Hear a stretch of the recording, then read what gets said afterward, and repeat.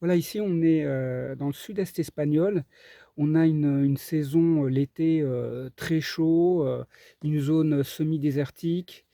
Par contre, on a un été, relativement un hiver relativement doux. Donc, ici on sème, à peu près en novembre. Ensuite, pour pousser, c'est bien qu'il y ait pas moins de 6 degrés. Bon, j'ai une serre, je peux le mettre dans la serre, pour éviter les gelées, mais on a très quelques jours de gelée, aux alentours de 0 degré. C'est pas trop dommageable pour ce genre de plant. Donc semer en novembre et donc maintenant je vais les sortir d'ici, tailler les racines et tailler aussi, les têtes et pour la transplantation. Il a plu cette semaine, un gros orage. La terre, elle est imbibée de flotte. Et pour la conserver le plus longtemps possible, donc je mets une couverture. Elle va rester. Et je vais planter mes poireaux à travers ça. Voilà, ici j'ai mes poireaux que j'ai taillés au niveau des racines et au niveau des têtes.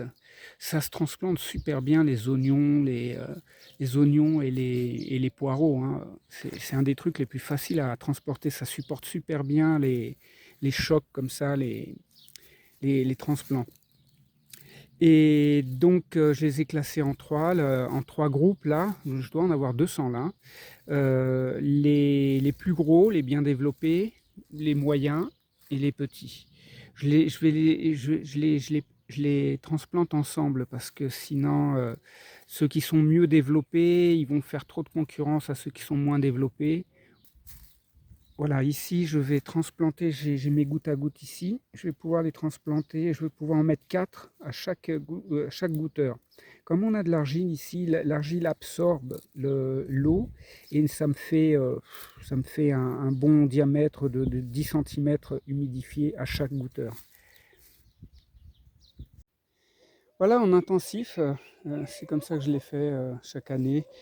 De même pour l'ail et les oignons, hein. Donc j'en plante 4 par goutteur. Bon, ceux-là, ils sont montés en fleurs.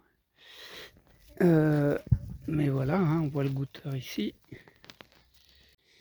Voilà, j'ai transplanté près de 800 poireaux. Basilic, je l'ai fait à la volée. Il va falloir que je couvre ça.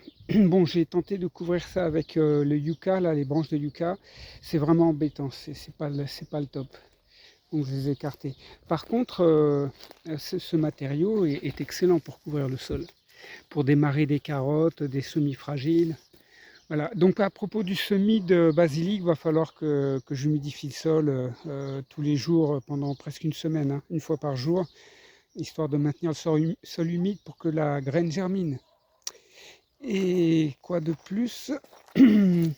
Alors là, j'ai planté un cantaloupe qui devrait courir par ici, un autre là, voilà.